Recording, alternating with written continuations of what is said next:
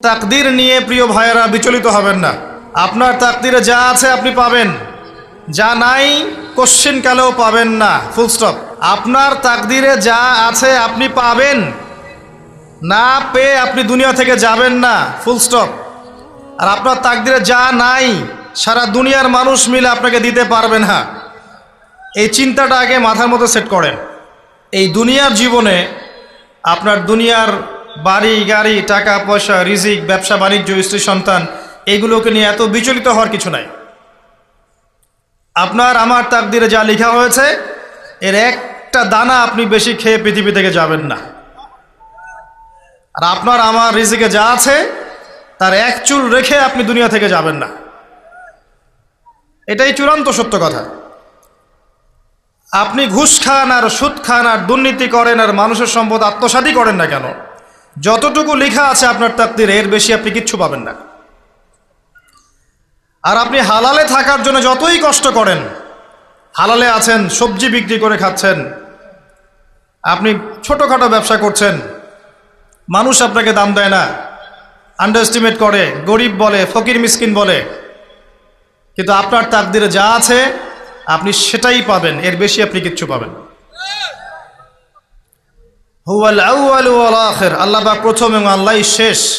কুল্লু মান আলাইহা ফান ওয়া ইয়াবকা ওয়াজহু রাব্বিকা যুল জালালি ওয়াল ইকরাম। প্রত্যেকটা বিষয় ফানা হয়ে যাবে, কিচ্ছু থাকবে না। এখন আপনি পৃথিবীতে যা দেখছেন এগুলোর কিছুই থাকবে না।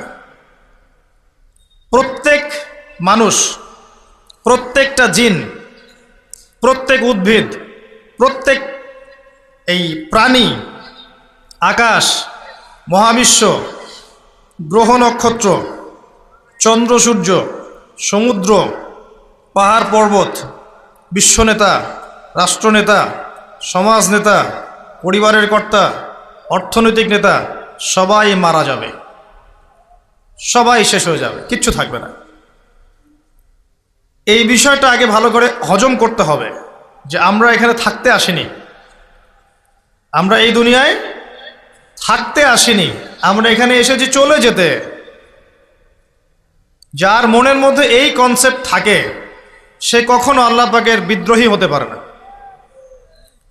সে কখনো আল্লাহ দ্রোহিতা করতে পারে না, কুফরি করতে পারে না, শিরক করতে পারে না, আল্লাহর অবাধ্য হতে পারে না।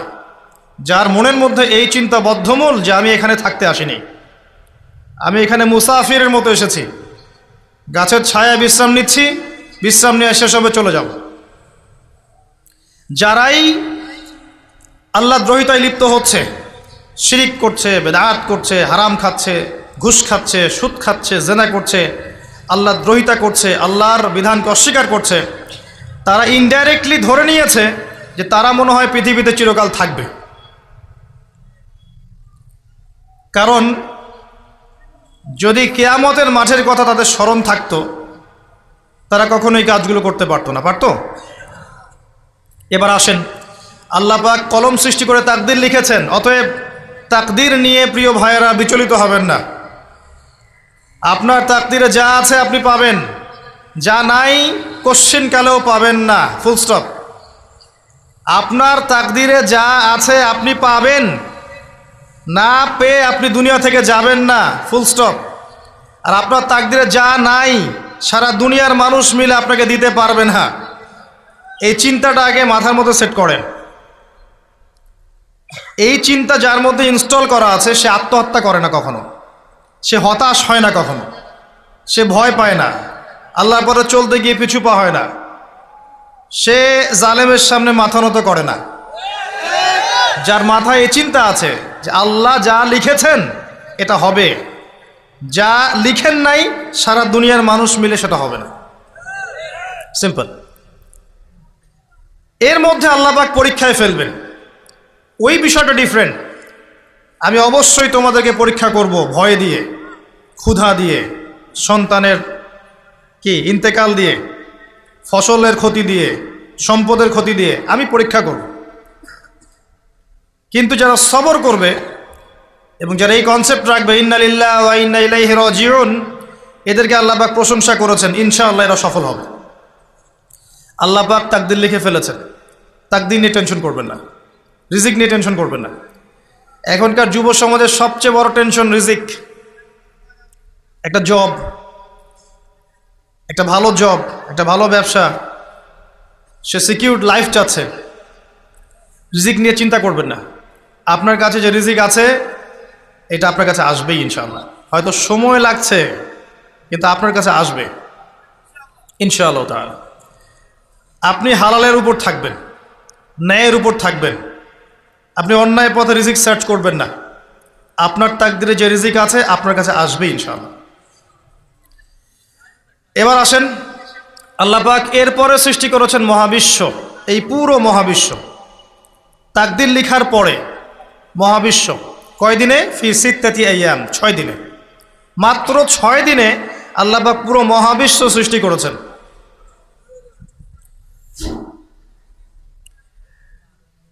হুয়াল্লাযী খালাকাস সামাওয়াতি ওয়াল আরদা ফি সিত্তাতি আইয়াম সুম্মা ইসতাওয়া আলাল আরশ। সূরা হাদীদের মধ্যে একটা আছে, তিনি সে আল্লাহ যিনি এই মহাবিশ্ব সৃষ্টি করেছেন 6 দিনে, এরপরে আরশের উপর সমাসীন হয়েছেন। আল্লাহ পাক এর একদিন আমাদের একদিনের মতো নয়, বরং কিয়ামতের মাঠে যেদিন আমরা দাঁড়িয়ে থাকব এই দিনটা হবে আল্লাহর হিসেবে 50,000 বছরের সমান। মানুষ অস্থির হয়ে থাকবে, বিচার শুরু হচ্ছে না কেন। অপেক্ষা করা কাজটা খুব যন্ত্রণাদায়ক, তাই না? কারো জন্য অপেক্ষা করা, অপেক্ষা করে আছেন, 1 ঘন্টা পর আসবে, এলো না, আপনি অস্থির হবেন। 2 ঘন্টা পর এলো না, 10 ঘন্টা পর এলো না, আপনি অস্থির হবেন, পায়চারি করবেন, বই পড়বেন, নাস্তা খাবেন, হাঁটাহাঁটি করবেন, আপনি ব্যাকুল হয়ে যাবেন। অপেক্ষা করা একটা ডিফিকাল্ট কাজ। কিয়ামতের মাঠে মানুষ 50,000 বছর অপেক্ষা করবে, বিচার শুরু হচ্ছে না কি জন্যে। সবাই গিয়ে ধন্না দিবে, প্রথমে আদম আলাইহিস সালাম, তারপরে নূহ আলাইহিস সালাম, ইব্রাহিম, মূসা, ঈসা আলাইহিমুস সালাম। আল্লাহর কাছে একটু সুপারিশ করেন, বিচার যেন শুরু হয় অ্যাটলিস্ট। কেউ কিচ্ছু করতে পারবে না, কারণ সবাই বলবে ইয়া নাফসি, ইয়া নাফসি। দূর থেকে একজনের আওয়াজ আসবে, যিনি ইয়া নাফসি বলছেন না, যিনি বলছেন ইয়া উম্মতি, ইয়া উম্মতি। সবাই তার কাছে যাবে এবং তিনি আমাদের নবী মুহাম্মদুর রাসূলুল্লাহ সাল্লাল্লাহু আলাইহি ওয়াসাল্লাম সিজদায় পড়ে যাবেন এবং তার উম্মার জন্যে সুপারিশ করবেন। উম্মার কবিরা গুনাহগার ব্যক্তিদেরকে সুপারিশ করে তিনি জান্নাতে নিয়ে যাবেন ইনশাআল্লাহ। আল্লাহ তাকে ওয়াদা করেছেন, হে নবী, তোমার উম্মতের কোনো ব্যক্তি যদি শিরিক না করে আমার সামনে উপস্থিত হয় আমি তাকে মাফ করে দেব ইনশাআল্লাহ। হাদিসে কুদসির মধ্যেও আছে যে হে আদম সন্তান, তুমি যদি দুনিয়ার সমান পাপ নিয়ে, আসমান জমিন সমান পাপ নিয়ে আমার সামনে দাঁড়াও, কিন্তু আমার সাথে কাউকে শরিক করনি, তাহলে আমি আল্লাহ তোমার সামনে আসমান জমিন সমান ক্ষমা নিয়ে উপস্থিত হব ইনশাআল্লাহ। শোনেন, 1000-999 জন মানুষ জাহান্নামে যাবে, প্রতি 1000-999 জন মানুষ জাহান্নামে যাবে। সহিহ বুখারীর হাদিস 4 বার এসেছে। এখানে ইকুয়েশনটা এমন না যে ম্যাথামেটিক্যালি ক্যালকুলেট করতে হবে, এমন নয়। এটা দিয়ে আধিক্য বোঝানো হচ্ছে, বেশিরভাগই জাহান্নামে যাবে। এই কথা আল্লাহ পাক কিন্তু সূরা আরাফের মধ্যেও বলেছেন 179 নম্বর আয়াতে, ওয়ালাকাদ যারানা লিজাহান্নামা কাসীরাম মিনাল জিন্নি ওয়াল ইনস। একই বিষয়ে কোরআন হাদিস পরস্পর মিলে যায়। এখানে একটা বিষয় বুঝতে হবে, আল্লাহ পাক বলেছেন সূরা নিসার মধ্যে, ইন্নাল্লাহা লা ইয়াগফিরু আন ইউশরাকা বিহি ওয়া ইয়াগফিরু মা দুনা যালিকা লিমান ইয়াশা। আল্লাহ পাক তার সাথে শিরকের গুনাহ মাফ করবেন না, এছাড়া যে কোনো গুনাহ আল্লাহ পাক যাকে ইচ্ছা মাফ করতে পারেন। তার মানে যে বেশিরভাগ মানুষ জাহান্নামে যাচ্ছে তাদের আমল নামায় কোন পাপ থাকতে পারে? কথা বোঝা যাচ্ছে কি? নিঃসন্দেহে তাদের আমল নামায় শিরকের পাপ থাকবে। এটা বুঝতে আপনাকে পিএইচডি করার দরকার নাই। আল্লাহ পাক শিরক ব্যতীত যে কোনো পাপ যাকে ইচ্ছা মাফ করতে পারেন। তার মানে তারা জাহান্নামে যাচ্ছে বিকজ অফ শিরক। আমাদের মুসলিমরা এখন শিরক বোঝে না, অমুসলিমরা তো শিরক করেই। যেমন কেউ বলছে ওয়াকালাতিল ইয়াহুদ উযাইরুন ইবনুল্লাহ, ইহুদিরা বলছে উযাইর আল্লাহর সন্তান, নাউযুবিল্লাহ, শিরক। অথচ ওরাই এখন বিশ্বকে রুল করছে, তাই না? ওয়াকালাতিন নাসারা আল মাসীহ ইবনুল্লাহ, নাসারা বলছে যে ঈসা ইবনে মারইয়াম আল্লাহর সন্তান, তাই না? অথচ ওই সভ্যতাই এখন বিশ্বকে রুল করছে। যালিকা কাউলুহুম বিআফওয়াহিহিম, এটা ওদের মুখের কথা, এটা জাস্ট মুখের কথা। আবার অনেক সময় দেখা যায় যে আল্লাহকে বাদ দিয়ে আমরা মাধ্যম পূজাও করছি। অমুসলিমরা তো শিরক করছেই, যারা মুসলিম তারা দেখবেন আল্লাহকে বাদ দিয়ে মাধ্যম পূজা শুরু করেছে। মাজারের পূজা করছে, কবরের পূজা করছে, মৃত ব্যক্তির ওসিলায় পার পাওয়ার চেষ্টা করছে। মুসলিম থেকে দেখবেন তাকদীরকে অস্বীকার করছে, আল্লাহর হালালকে হারাম করছে, আল্লাহর হারামকে হালাল করছে। মুসলিম থেকে দেখবেন যে হাতে একটা আংটি পরেছে, ভাই কী জন্য পরেছেন? এই রোগ ভালো হবে আমার। গলায় একটা বালা ঝুলিয়েছে, কোমরে একটা মাদুলি, ভাই এগুলো কেন? এগুলোতে রোগ ভালো হবে।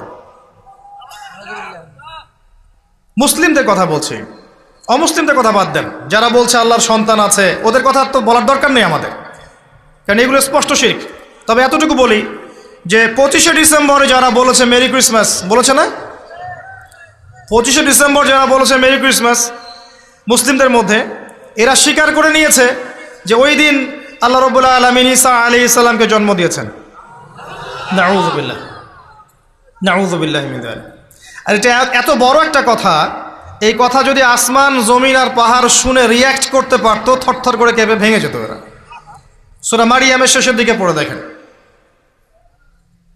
ওয়াকালু ইত্তাখাযার রাহমানু ওয়ালাদা লাকাদ জি'তুম শাইআন ইদ্দা তাকাদু আস-সামাওয়াতু ওয়াল আরদু ইয়াতাফাত্তারনা মিনহু ওয়া তানশাক্কুল আরদু ওয়া তাখিরুল জিবালু হাদ্দা।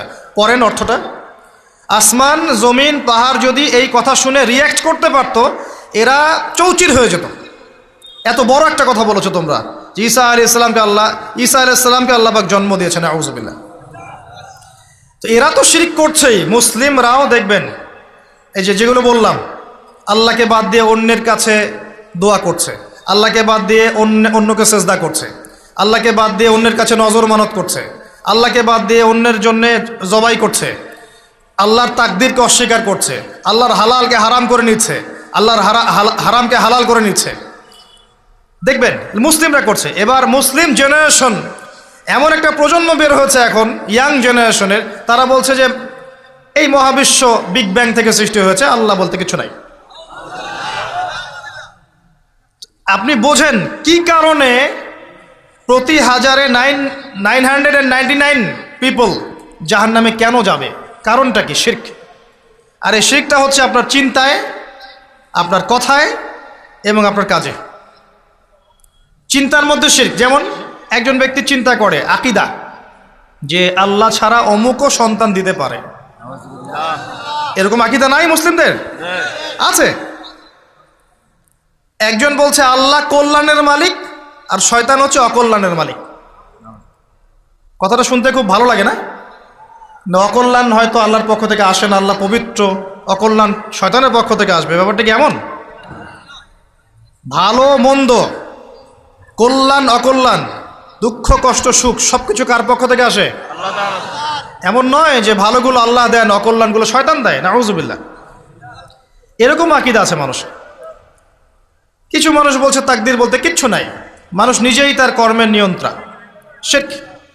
কিছু মানুষ বলছে যে ভাগ্যই সব, মানুষের কাজের কোনো স্বাধীনতা নাই। মানে ভাগ্যই সব, আমার কাজের কোনো স্বাধীনতা নাই, আমি কলের পুতুল। চুরি করেছো কেন? আল্লাহ তাকদীরে লিখেছে তাই। সুদ খাও কেন? ঘুষ খাও কেন? রিলিফের মাল মেরে খাও কেন? আল্লাহ তাকদীরে লিখেছে তাই। এরকমও কিছু মানুষ আছে। প্রত্যেক পদে পদে আপনি শিরক পাবেন। আপনি আল্লাহকে ছাড়া সেজদা দেখতে পারবেন, আল্লাহকে ছাড়া মানুষ নজর করছে, মানত করছে, কসম করছে, কোরবানি করছে, সেজদা করছে, দোয়া করছে এবং ওসিলা পূজা করছে যে আল্লাহ বাদ দিয়ে অমুকে আমাকে পরকালে পার করিয়ে দিবে। নাউযুবিল্লাহ বলছেন ঠিকই, কিন্তু আমাদের দেশের বহু মানুষের আকীদা এমন। যে আমাকে পরকালে পার করায় দেওয়ার লোক আছে, সমস্যা নাই। শোনেন, পরকালের প্রতিটা সুপারিশ আল্লাহর এখতিয়ারে। একজন শহীদ, আল্লাহর পথের শহীদ, তিনি কিন্তু সুপারিশ করবেন, কিন্তু তিনি নিজের ক্ষমতায় করবেন না আল্লাহর ক্ষমতায় করবেন? আলেম, হাফেজ, আল্লাহর পথের যারা মুজাদ্দিদ ছিলেন, আল্লাহওয়ালা আউলিয়া মানুষ, নবীগণ, সিদ্দিকগণ, সুহাদা, সুপারিশ করবেন নিজেদের ক্ষমতায় না আল্লাহর ক্ষমতায়? আকীদা স্পষ্ট না থাকলে তখন আমল করতে গিয়ে শিরক হয়ে যাবে। আর শিরক হলেই কি হবে? ওই যে বললাম, প্রতি হাজারে 999 জন মানুষ জাহান্নামে যাবে।